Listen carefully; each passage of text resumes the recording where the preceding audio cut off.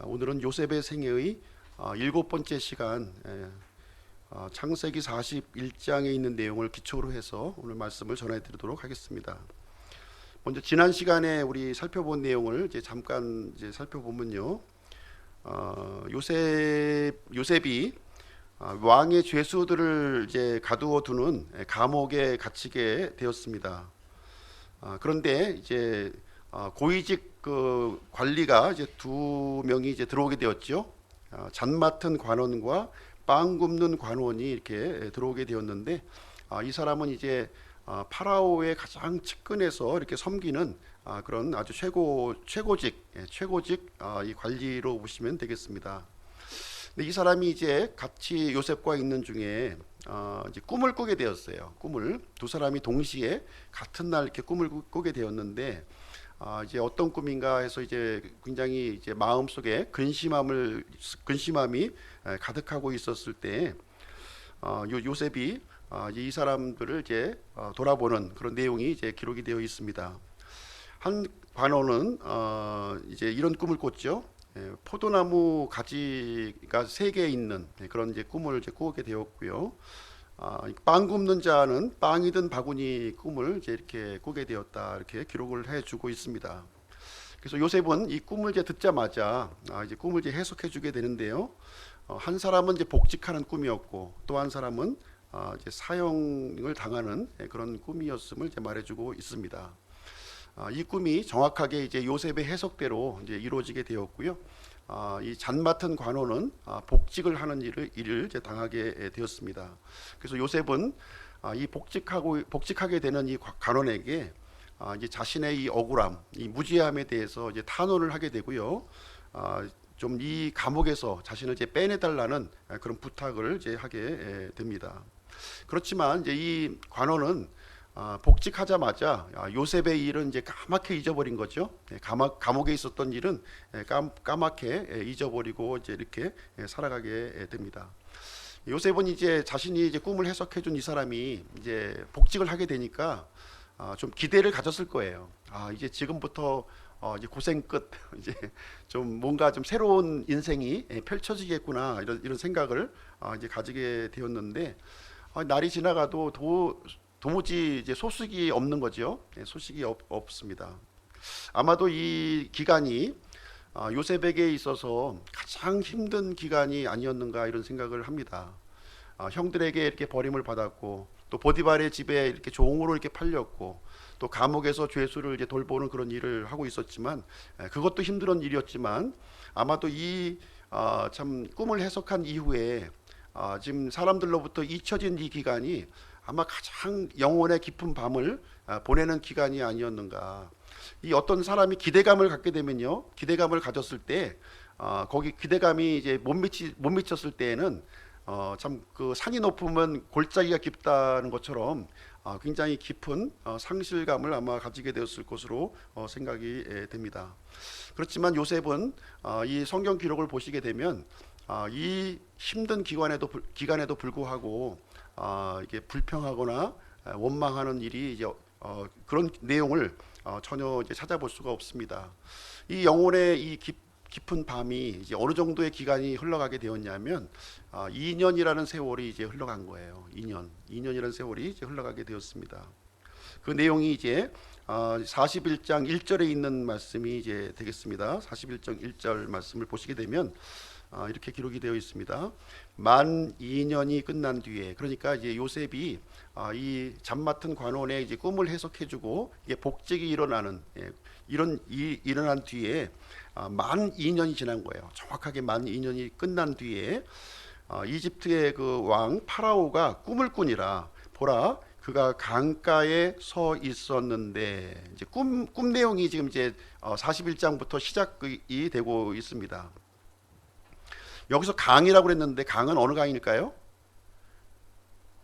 이집트의 가장 큰 강이 있죠. 가장 큰 강.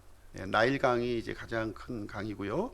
그 나일강 가에 서 있었다, 이렇게 기록이 하면서 꿈 얘기가 진행이 되는데, 암소에 관한 꿈과 지금 벼 이삭에 관련된 꿈을 지금 꾸고 있는, 연거푸 비슷한 꿈을 꾸고 있는 내용이 기록이 되어 있습니다. 처음에는 굉장히 좋았는데 나중에 모습이 굉장히 아주 나쁜 모습으로 이제 끝나는, 좀 그러다 보니까 좀 길몽이기보다는 좀 흉몽이죠. 흉몽. 처음에는 굉장히 막 이렇게 좋았는데 이제 나중에 안 좋은 내용으로 이제 꿈이 맞춰지게 되었습니다. 그래서 이제 파라오는 이런 그 뒤숭숭한 꿈을 이제 꾸게 되니까 참 마음이 불안하고, 이제 이런 그 좀 꿈자리가 우리가 좀 뒤숭숭하다 이런 말을 많이 하죠. 예, 그런 것처럼 도저히 이 궁금해서 견딜 수가 없는 거예요. 이 도대체 꿈을 꿨는데 아마 중대한 꿈인 것 같은데 이 내용을 이제 알지 못해서 이제 사람들을 이제 긴급 소집을 하게 됩니다. 이집트에 있는 모든 학자들, 모든 지혜자들을 다 소집을 해가지고 자신이 꾼 꿈을 이제 해석을 하라고 지금 이제 파라오가 명령을 이제 내리게 됩니다. 그 내용이 이제 8절 말씀에 기록이 되어 있는 거죠. 8절에 아침에 자기 영이 불안함으로 그가 사람을 보내어 이집트의 모든 마술사와 그것의 모든 지혜자를 부르고 파라오가 그들에게 자기 꿈을 일렀으나 그것들을 파라오에게 해석해 주는 자가 없었더라 이렇게 기록하고 있습니다. 그래서 이 일로 인해서 이제 파라오의 이 왕궁에 초비상이 걸린 거죠. 예, 초비상이 걸린 겁니다. 어느 누구도 이 그 왕의 꿈을 해석해 주는 사람이 단 한 사람도 이제 없었습니다. 이때 이제 파라오의 가장 측근에 있었던 사람, 이 잠 맡은 이제 관원이 이제 과거의 일이 기억이 난 거예요. 2년 전에 자신이 감옥에 갇혔을 때 자신의 꿈을 이제 해석을 해주고, 한 젊은이가 있었는데 해석해주고 자신은 복직하고, 한 사람은 처형을 당한 그 내용을 불현듯 지금까지 잊어버린 거예요. 2년간 잊어버렸는데 갑자기 이 사건을 통해서 그 이제 과거의 기억을 이제 추억을 하게 되면서 파라오에게 이제 이 내용을 고하는 내용이 9절부터 13절까지의 내용이 거기에 이제 언급이 되어 있는 내용이 되겠습니다. 과거에 이제 그 제가 이제 감옥에 갇혔을 때 거기에 히브리 그 이 사람이 있었는데, 보디발의 종이었고 청년 죄수가 이제 나의 꿈을 이렇게 이제 해석을 해주었고, 그 꿈대로 이렇게 모든 것이 아주 기가 막히게 이렇게 맞추는 일이 생겼다는 것을 이제 왕 앞에 고하게 되었습니다. 그렇지만 이 사람이 누구냐면 히브리 사람, 이집트 사람이 아니라 히브리 사람이고 또 종의 신분이고 또 지금 죄수의 신분이다. 그래서 좀 뭐라 그럴까, 좀 별 볼 일 없는 사람이라고 하는 뉘앙스로 이제 파라오 앞에 이제 보고를 하게 된 겁니다. 근데 이제 파라오는 이제 이 말을 듣자마자 당장 그 청년을 내 앞으로 대령하라 이제 이렇게 명령을 내리는 장면이 14절에 이렇게 기록이 되어 있습니다. 14절 말씀 볼게요. 이에 파라오가 사람을 보내 요셉을 부르니 그들이 급히 그를 감옥에서 데려오므로 그가 수염을 깎고 옷을 갈아입고 파라오에게 들어오니라. 굉장히 그 왕의 명령이니까 뭐 아주 이 분초를 할 정도로 굉장히 신속하게 진행이 됐을 거예요. 여기 내용도 보면은 좀 이렇게 아주 신속하게 급히 모든 것이 일사천리로 진행되는 모습을 이제 보여주고 있습니다. 이집트 사람들은 이제 수염을 안 기르거든요. 이 히브리 사람들은 수염을 기르지만 이집트 우리 벽화라든가 이렇게 보게 되면 이제 수염이 이제 없죠. 그래서 면도를 하게끔 돼 있어서 이제 왕 앞에 나서면서 지금 수염도 깎고 이제 옷도 갈아입고 이제 왕 앞에 이제 나가는 장면이 거기에 기록이 되어 있습니다. 당시에 이제 이 이집트의 파라오는 대단한 권력자예요. 예? 천하를 호령하는 그런 아주 이 사람 하나 정도는 이제 파리 목숨처럼 죽일 정도로 아주 강력한 그 권력자입니다. 그런데 이제 이 왕이 이제 죄수인 요셉에게 지금 질문하는 장면이 여기서 이제 펼쳐지게 됩니다. 15절 한번 보시죠. 15절. 파라오가 요셉에게 이르되 내가 한 꿈을 꾸었으나 그것을 능히 해석하는 자가 없는데 내가 너에 관하여 들으니 너는 꿈을 이해하여 능히 해석한다 하는도다 하매 이렇게 기록을 해주고 있습니다. 요셉이 파라오에게 응답하여 이르되 그 일은 내게 있지 아니하나이다. 하나님께서 파라오에게 화평의 답을 주시리이다 하니라. 그래서 이 왕은 지금 이제 사람에게 답을 얻으려고 그랬어요. 사람에게 답을 얻으려고 그랬는데 요셉은 이 파라오 앞에서 어떻게 대답하냐면 사람이 답을 주는 것이 아니라 하나님께서 답을 주실 것이다, 이렇게 답변하는 장면을 여기서 보게 됩니다. 이 요셉이 지금 죄수의 신분으로서 이 당시 최고의 권력자 파라오 앞에 쓴 거예요. 그렇다면 자신을 참 드러내고 좀 어떻게 하든지 좀 죄수로 벗어나고 싶은 마음이 가득했을 텐데, 자신을 나타내는 것이 아니라 자신이 믿고 있는 하나님을 드러내는 모습을 여기서 보게 됩니다. 지금 이제 요셉이 만약에 이제 해석을 못하게 되면 어떻게 될까요? 해석을 못한다면 그냥 뭐 죽는 거죠. 그 자리 목숨 걸고 하는 일이에요. 그래서 요셉도 하나님을 앞에 자기 목숨 앞에 내세우고 왕 앞에서 지금 대질 질문을 하고 있는 이런 상황이 되겠습니다. 요셉은 이 평안의 답, 평안의 답을 주실 것이다, 하나님께서. 지금 이제 이 왕이 지금 마음이 어떤 상태예요? 굉장히 좀 뭐라 그럴까, 좀 이 꿈자리 때문에 뭔가 좀 내가 알고 싶고, 또 그러면서도 굉장히 심적으로 굉장히 불안한 그런 상태에 놓여져 있는 거예요. 이집트의 아무 누구도 이 꿈을 해석해 주지 못하고 있는 아주 절박한 상황에 놓여 있고, 히브리 이제 죄수하고 이제 대답을 이렇게 하는 과정에 이 죄수의 입에서 나오는 말이 뭐냐면 화평의 답을 하나님께서 주실 것이다, 이런 이제 말을 이제 해주게 됩니다.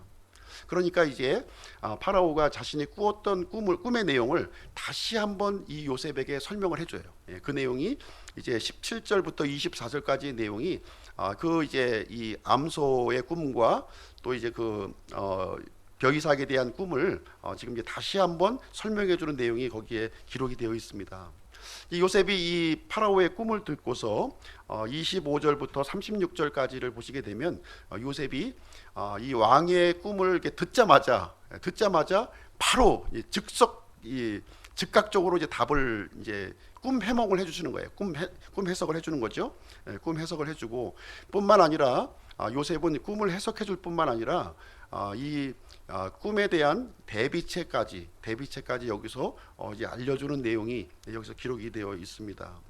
그래서 7 암소와 7 이삭은 동일한 꿈이라는 거예요. 같은 꿈이다, 이것을 얘기해주고 있고, 하나님께서 이렇게 2번 연거푸 같은 꿈을 꾸게 하신 것은 하나님께서 미래에 하실 일이 있는데 그것을 지금 확정하셨다는 거예요. 확정하셨고, 이집트의 그 미래일, 지금 이제 먼 미래가 아니라 바로 지금 이제 임박한 미래에 이런 일이 일어날 것을 이제 말해주고 있는 건데, 7년의 풍년과 7년의 이제 흉작에 대한 꿈을 지금 이제 하나님께서 보여주신 것입니다 하는 이제 이 내용을 여기서 설명을 해주게 됩니다.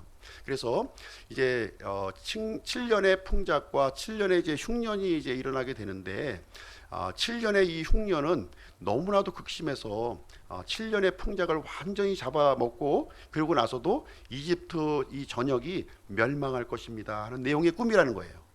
이집트의 멸망에 대한 이 하나님의 계획을 지금 이제 꿈을 통해서 파라오에게 알려주신 것입니다 하는 내용을 이제 전해주게 됩니다. 그래서 이제 요셉은 이제 대비책으로 그럼 어떻게 해야 되느냐, 이 극심한 이 흉년, 이 고대 근동 지방을 이제 강타하는 이 아주 강력한 그 기근인데요. 이 기근을 어떻게 이렇게 극복할 수 있겠느냐 하는 것을 지금 해결책을 이제 요셉이 제시를 합니다. 어떻게 제시하게 되냐면, 거기에 있는 내용을 보시게 되면 이 풍년의 기간, 7년의 풍년의 기간 동안에 준비를 해야 된다는 거예요. 준비를 하는데 어떻게 준비하냐면 소출의 5분의 1을 걷어서 저장을 해 놓으라는 거예요. 저장을. 그래서 이제 이 7년의 흉작 기간 동안에 그것을 대비해야 될 것을 지금 이제 이 왕 앞에 조언하는 장면이 여기에 기록이 되어 있습니다. 파라오의 꿈은 이제 어느 누구도 해석하지 못했고요. 이 요셉의 이 해석을 보았을 때 참 이 파라오와 함께 이 모든 신하들이 탐복을 한 거예요. 탐복. 어떻게 이런 지혜의 말이 이 히브리 죄수라고 하는 생각은 앞에 들지 않고요. 진짜 아주 신이 이 본인들 앞에 서가지고 말하는 것과 같은 그 지혜의 말이 이제 요셉을 통해서 이게 흘러나오는 모습을 지금 이제 듣고서 마음을 탐복을 한 거예요. 탐복을. 어떻게 이런 지혜가 나올 수 있느냐 하는 내용이 이제 나오게 돼 있는데요. 37절부터 39절까지 내용이 이제 그 이제 일을 기록해 주고 있습니다. 제가 읽어 드릴게요. 37절부터 39절까지 그 일이 파라오의 눈과 그의 모든 신하들의 눈에 좋게 보이므로 파라오가 자기 신하들에게 이르되 이 사람같이 속에 하나님의 영이 거하는 사람을 우리가 찾을 수 있으리요 하고 요셉에게 이르되 하나님께서 이 모든 것을 내게 보여주셨으니 너와 같이 사려 깊고 지혜로운 자가 없도다 이렇게 하면서 요셉을 지금 극찬하는 내용이 여기에 기록이 되어 있습니다. 그래서 요셉은 지금 보시게 되면 하나님의 영으로 지금 이제 충만하고 있다는 사실이 지금 이제 이집트 왕궁에 있는 모든 신하들을 지금 압도하고 있는 모습을 보여주고 있는 거예요. 어떻게 보면은 이제 죄수가 지금 왕 앞에 서 있으면 참 머리를 조아리고 지금 이제 어찌할 줄 모르는 그런 상황이 될 텐데 오히려 지금 반대 상황이 된 거죠. 지금 이제 요셉이 이제 위에 서 있고 다른 모든 사람들을 이제 이 무리들을 압도하고 있는 그런 모습을 지금 여기서 보여주고 있습니다. 그래서 이 앞날의 그 세상을 꿰뚫어 보고 있는 이 요셉의 해안을 갖고 있는 모습이 이제 되어져 있습니다. 참 이 기가 막히죠. 그렇지 않습니까? 지금 요셉이 지금 이제 감옥소에서 이렇게 있다가 지금 이제 나왔는데 이 믿음이 지금 이제 일치월장하고 있는 모습을 지금 보여주고 있는 거예요. 일치월장하고 있습니다. 그래서 이 믿음이라고 하는 것은 이렇게 하루아침에 생기는 것이 아니라는 거죠. 하루아침에 생기는 것이 아닙니다. 그래서 평소에 이 작은 믿음들이 하나씩 차곡차곡 세워졌을 때 지금 이제 이 아주 굳건한 믿음, 이 굳건한 믿음이 요셉의 입을 통해서 이렇게 드러나는 장면을 우리가 보게 됩니다.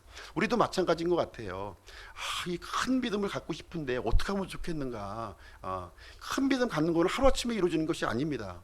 차근차근히 이루어지는 거예요. 예배도 참석하고 또 말씀도 읽고 또 기도도 하고 이 말씀을 적용하고 이렇게 순전하게 신실하게 나아갈 때 우리의 믿음이 이렇게 이 부쩍 자라는 모습을 우리는 이제 발견하게 되는 것입니다.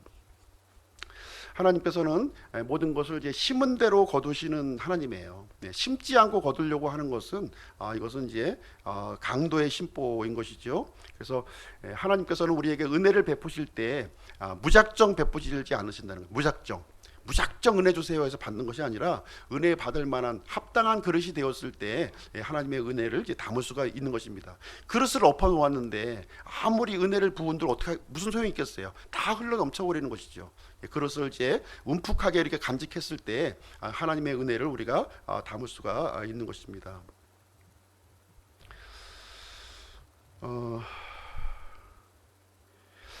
이제 이 파라오가 이 요셉의 참 이 뛰어난 이 지혜를 바라보고서 이제 어떤 일을 이제 결정하게 되냐면 이 이집트의 이 장래를 이 청년에게 맡게 되겠다 하는 결정을 여기서 내리게 됩니다. 이 청년에게 맡기지 않는다면 이집트의 미래는 뭐 보장할 수 없는 그런 이 압박감이 이제 파라오에게 있었던 것 같아요. 그래서 요셉에게 이 이집트의 권한을 맡기는 장면이 이제 기록이 되어 있는데요. 42절, 43절 한번 보시겠습니다. 42절, 43절.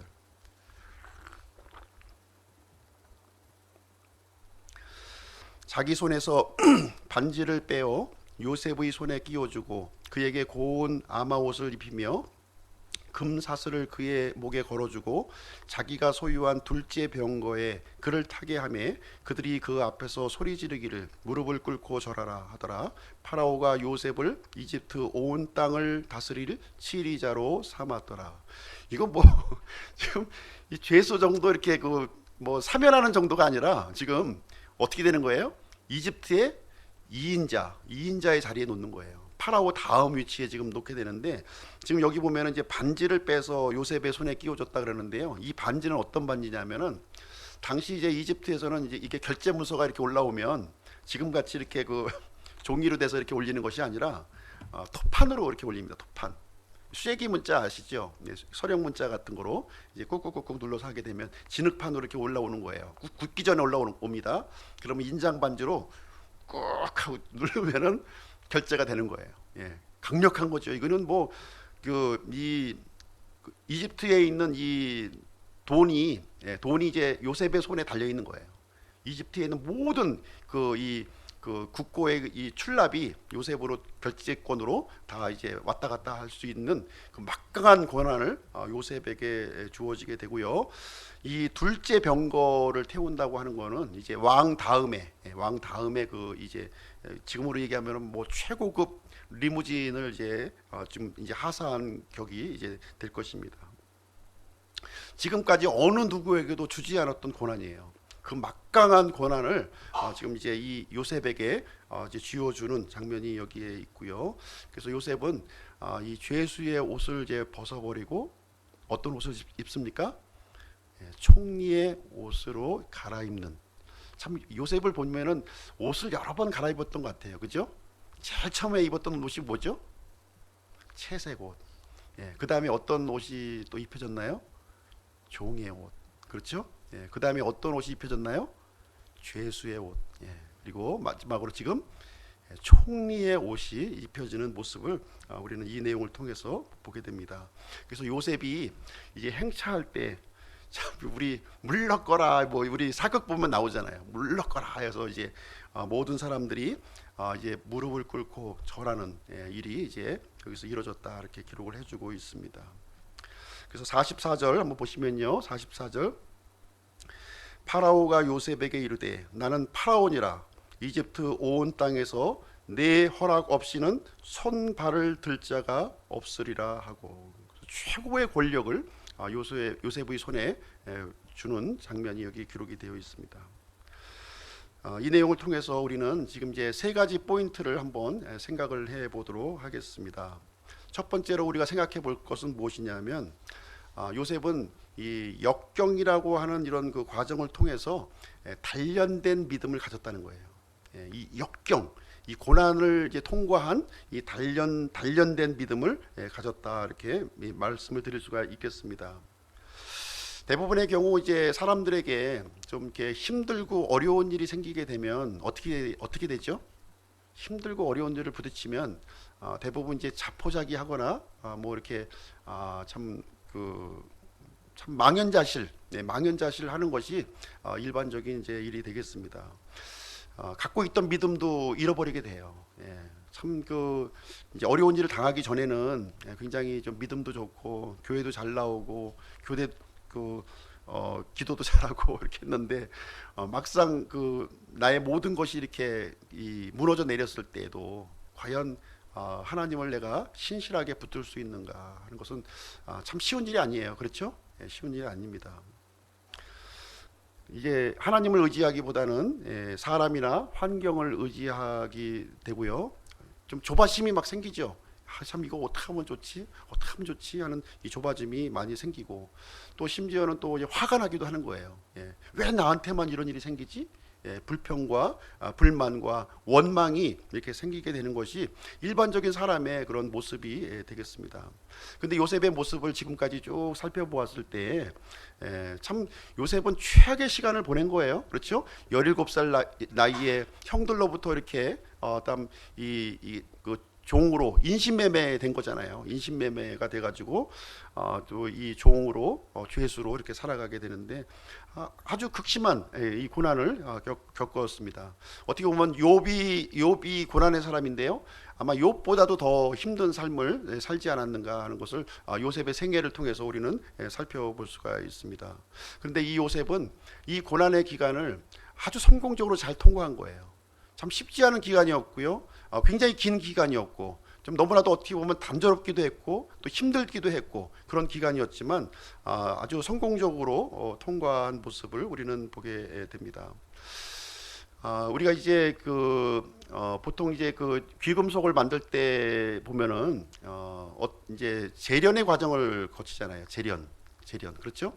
우리가 이제 금이 이렇게 뭐 길거리에 이렇게 막 있는 게 아니잖아요. 번쩍번쩍하는 금이 처음에는 이제 원석의 형태로 이렇게 있다가 이 원석에 있는 이 이제 금 원석을 이제 분쇄하고 가공하고 또 이렇게 하면서 순수한 금으로 이렇게 만들어지는 재련의 과정을 거치게 되는데, 이때에는 아주 그 극심한 그 과정을 우리가 이제 겪게 되는 것이죠. 파소지구, 예, 아주 그냥 뜨거운 그 온도로 이제 이 가열이 되고, 그러면서 불순물들은 이렇게 제거가 되고, 이 정금은 또 이렇게 따로 분리가 돼서 이렇게 나오는 그런 재련의 모습을 이제 보게 되는데요. 하나님께서도 우리에게 이렇게 순수한 믿음, 이 굳건한 믿음, 단련된 믿음을 이렇게 얻기 위해서 이런 과정을 겪는다는 거예요. 이런 과정을 겪어서 이렇게 불순물과 같이 이런 쓰러지들은 이렇게 제거를 해버리고 순수한 정금의 믿음을 다듬어가는 모습을 볼 수가 있습니다. 그래서 우리가 고난을 어떻게 대처하는가 하는 것은 중요한 거예요. 예, 고난에 내가 굴복하고 무릎을 꿇고 좌절해버리면 어떻게 되는 겁니까? 그냥 슬러지로 되는 거예요. 슬러지. 그러나 그 고난을 나에게 유익의 기회로 삼고 단련의 기회로 삼고 하나님을 향한 신실함을 드러내는 그런 상황으로 내가 받아들였을 때에는 나의 이 믿음이 점금과 같이 단련된 믿음으로 이제 바뀌어질 것을 말씀해주고 있는 것이고요. 요셉의 모습을 통해서 우리는 요셉의 성공만 보시면 안 돼요. 총리가 되었구나, 이것만 보시면 안 된다는 거예요. 이 13년간의 이런 아주 이 암흑과 같은 그런 기간을 아주 성공적으로 하나님께 신실함을 이렇게 보인 거예요. 예, 그 모습이 성경 기록에 이렇게 언급이 되어 있고요. 또 아버지와 함께 있었던 이 기간에도 이 참 정직한 모습으로 아버지의 이 말씀에 순종하는 요셉으로 성장했던 모습을 보게 됩니다. 그러한 것이 하나씩 이렇게 축적되었을 때 비로소 총리의 옷을 입게 되는 그런 놀라운 일이 여기서 기록이 되어 있다는 것을 우리는 볼 수가 있습니다. 주님께서는요, 이게 저울로 이렇게 달아보듯이 우리의 그 믿음의 함량을 달아보세요. 믿음의 함량을. 예, 잠언서에 보면 이렇게 기록이 되어 있는데요. 잠언서 16장 2절에 보면 사람의 모든 길이 그의 눈에는 깨끗하나 주께서는 영들을 달아보시느니라, 이렇게 하면서 하나님께서는 우리의 그 영의 무게를 달아보신다는 거예요. 우리 믿음, 하나님을 얼마큼 신뢰하고 얼마큼 따르느냐 하는 것이지요. 예, 잘 나가고 평안할 때는 하나님 잘 믿는 줄 알았는데 좀 힘든 환경에 집어넣어 놓으니까 이 믿음은 온데간데 없어지고 이렇게 쓰레기 더미에 파묻혀져 있는 그런 모습을 우리는 발견하게 됩니다. 그랬을 때 하나님께서는 우리의 믿음을 이렇게 달아보신다는 거예요. 이 믿음의 함량을 우리는 높여가는 일이 참으로 필요하다, 이렇게 생각을 합니다. 그래서 믿음의 함량을 높이기 위해서는 어떻게 해야 돼요? 이 나에게 닥친 이 고난의 시기, 나에게 닥친 이 어려움의 시기를 참 이렇게 슬기롭게 지혜롭게 하나님을 의지하면서 우리가 이제 이겨나갈 필요가 있음을 우리에게 말해주고 있습니다. 요셉을 통해서 참 이런 모습을 배워야 될 것 같아요. 요셉 지금부터 거의 뭐 4,000년 전 그때 이야기이긴 하지만 지금 현 시대에도 얼마든지 요셉의 내용들을 본받아야 될 그런 내용이라고 생각을 합니다. 그래서 하나님께서는 두 번째로, 이 두 번째 포인트로 우리가 생각할 수 있는 것은 하나님께서는 이러한 요셉을 결코 이렇게 내버려 두지 않으셨다는 거예요. 결코 내버려 두지 아니하시고 이 요셉을 성공적으로 이 연단의 과정, 역경의 과정을 통과한 이 요셉을 높이 올려주셨다는 거예요. 이 총리로 이렇게 올려주신 분이 누구예요? 파라오가 아니에요. 파라오가 아닙니다. 하나님께서 올려주신 거예요. 요셉을 정확하게 파라오에게 꿈을 꾸게 하시고 요셉을 준비하게 하시고, 그래서 정확하게 파라오와 요셉이 만날 수 있는 이 완벽한 타이밍을 하나님께서 준비하시고 꿈을 해석하게 함으로써 말미암아 이집트를 구출하게 하고, 이집트를 그 큰 기근 환란에서 구출하게 하고, 뿐만 아니라 지금 이제 그 기근이 이집트에만 이제 밀어닥친 게 아니거든요. 이 고대 근동 지방을 다 이제 밀어닥치는 그런 엄청난 기근이었기 때문에 가나안 땅에 거주하고 있던 자신의 가족까지도 구출하게 되는 이 일을 하나님께서는 계획하셨고, 지금까지 한 단계 한 단계 요셉의 삶을 이끌어 왔고요. 요셉은 그 하나님을 신실하게 의지하면서 이렇게 걸어왔던 요셉의 모습을 우리는 발견할 수가 있습니다. 그래서 요셉은 이집트의 참 최고의 자리까지 올라가게 되는, 어떻게 보면 지금 요셉의 나이가 몇 살이죠? 30세. 약관 30세. 말도 안 되는 얘기잖아요. 그렇죠? 예. 하나님께서는 이렇게 하실 수 있는 분이라는 거예요. 하나님을 이렇게 신실하게 의지하고 믿고 이렇게 따를 때에는 결정적인 순간에 이 일을 진행하시는 것을 우리가 볼 수가 있습니다. 그래서 이제 우리가 보시게 되면 이 그 하나님과 우리가 같이 일하는 거예요. 같이 이제 큰 산이 이렇게 있다고 한다면 우리가 이제 땅굴을 이제 이렇게 파 들어가게 되면 하나님께서도 반대편에서 땅굴을 파고 오시는 거예요. 예. 물론 내가 파는 속도보다 더 빨리 파시겠죠. 근데 내가 신실하게 이렇게 이 파 나가고 있을 때 아무리 파도 깜깜한 이 터널 같은 이 칠흑과 같은 밤인 것 같지만 반대편에서 파고 오시는 그 하나님이 파고 오셔서 그 굴이 뻥 하고 뚫어지는 순간, 예, 이 밝은 빛이 이제 일어나게 되고 요셉과 같이 엄청난 이런 그 복이 임하게 되는 모습을 우리는 볼 수가 있습니다. 이 파라오가 이 요셉에게 이 총리의 옷을 입혀준 것은 현명한 결정이었습니까? 아니면 어리석은 결정이었습니까? 예, 현명한 결정인 거예요. 이 하나님의 영이 충만한 사람을 사용했을 때에는 이 복이 뭐 엄청나게 미치는 거예요. 예. 처음에 그 요셉이 보디발의 집에 이렇게 들어왔을 때는 그 복이 보디발의 집에만 이렇게 미친 겁니다. 그리고 감옥에 들어갔을 때는 감옥에 하나님의 복이 임했어요. 그리고 이제 요셉이 이집트의 총리가 되는 순간 그 복이 어디까지 미쳐요? 예, 이집트뿐만 아니라 이집트를 넘어선 모든 민족까지 그 복이 넘쳐 흘러가는 모습을 이 내용을 통해서 우리가 볼 수가 있습니다. 세 번째 포인트를 우리가 또 한 가지 생각해 볼 수 있는 것은 무엇이냐면 이 요셉은 겸손했어요. 예, 겸손한 요셉을 우리는 볼 수가 있습니다. 자신을 드러내지 아니하고 하나님을 드러내는 모습을 우리는 이 본문을 통해서 우리는 이제 발견하게 됩니다. 이 답을 해줄 수 있는, 이 꿈을 해석해 줄 수 있는 분이 누구냐? 자기가 아니라 하나님이시다 하는 것을 이 본문의 내용을 통해서 보게 되면 요셉의 입을 통해서 계속적으로 반복되는 단어가 있는데요, 그건 하나님이라는 단어예요. 내가가 아니라 하나님께서 하는 말이 계속 반복되는 모습을 이 본문의 내용을 통해서 우리는 보게 됩니다. 요셉은 겸손한 사람이었어요. 이 겸손이라고 하는 것은 하나님의 은혜가 임하는 통로예요. 교만은 하나님의 은혜를 막는 장애물이에요. 내가 교만한 순간 하나님의 은혜를 걷어차는 것이고요, 내가 하나님 앞에 겸손함을 나타내는 순간 하나님의 은혜가 나에게 폭포수처럼 밀려오는 것을 요셉의 이 일을 통해서 우리에게 보여주고 있는 그런 내용이 되겠습니다. 요셉은 겸손하면서도 또 담대했어요. 담대하게 이 파라오 앞에서 조금도 주눅들지 않고 당당하게 이 하나님의 답을 선포하는 요셉의 모습을 우리는 볼 수가 있습니다. 단지 자신은 이 하나님께서 답을 주시는데 그 전달자에 불과하다는 거예요. 신실한 전달자의 역할을 하겠다고 지금 이제 이방 왕인 이 파라오 앞에서 담대하게 이제 서 있는 요셉을 우리는 보게 됩니다. 하나님께서는 우리를 이제 높이시기도 하시고요, 우리를 낮추기도 하시는 분이에요. 왕을 또 세우기도 하시고 또 왕을 폐하기도 하시는 분이에요.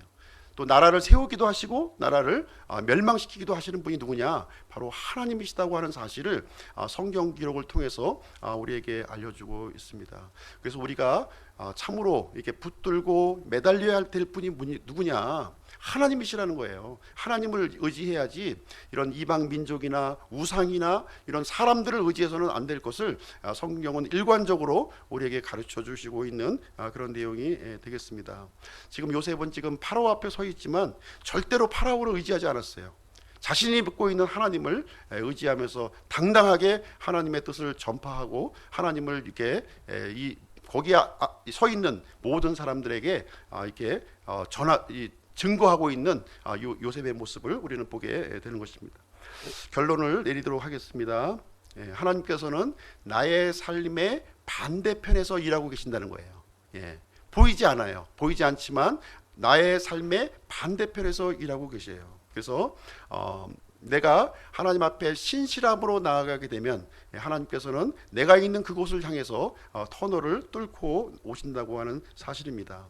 그런데 내가 하나님 앞에 신실하지 않는다면 하나님의 이 일도 허사요, 나의 일도 허사가 될 수밖에 없음을 말해주고 있습니다. 요셉은 하나님 앞에서 신실했어요. 하나님 앞에 신실했기 때문에 하나님께서는 반대편에서 터널을 뚫고 오셨고요. 정확한 타이밍에 정확한 상황에서 이제 요셉을 높여주는 장면을 우리는 살펴보게 됩니다. 그래서 이 사람의 입장에서는 어느 날 갑자기일 수가 있어요. 그렇죠? 그러나 하나님의 입장에서 볼 때는 절대로 어느 날 갑자기가 아니라는 겁니다. 네. 하나님께서는 그 일을 준비하시고 계획하시고 그 일을 진행하시는 하나님이심을 우리는 바라보아야 되겠습니다. 이 요셉에게 이루어진 일, 나에게도 이루어질 수 있을까요? 나에게 이루어질 수 있어요. 얼마든지 이루어질 수가 있습니다. 물론 요셉과 같이 이렇게 총리까지는 되지 않을지는 모르겠지만 나의 삶에서 하나님께서 나의 삶의 영역에서 최고의 위치로 나를 올려줄 수 있는 분이 하나님이시다. 이 하나님을 내가 어떤 상황에서도 어떤 시간에도 어떤 장소에서도 내가 붙들어야겠다 하는 생각을 우리는 가져야 할 줄로 생각합니다. 그러기 위해서는 지금 이 눈앞에 있는 이 구덩이가 지금 힘들 수도 있어요. 어려울 수도 있습니다. 앞이 보이지 않을 수도 있어요. 깜깜할 수도 있습니다. 그러나 내가 인내하면서 이 고난을 신실하게 잘 통과했을 때 하나님께서 이렇게 우리에게 큰 복으로 우리에게 인도해 주실 것으로 생각을 합니다. 이상으로 이제 오늘 요셉의 생애 7번째 시간을 이제 마치고요. 잠깐 기도하는 시간을 갖도록 하겠습니다.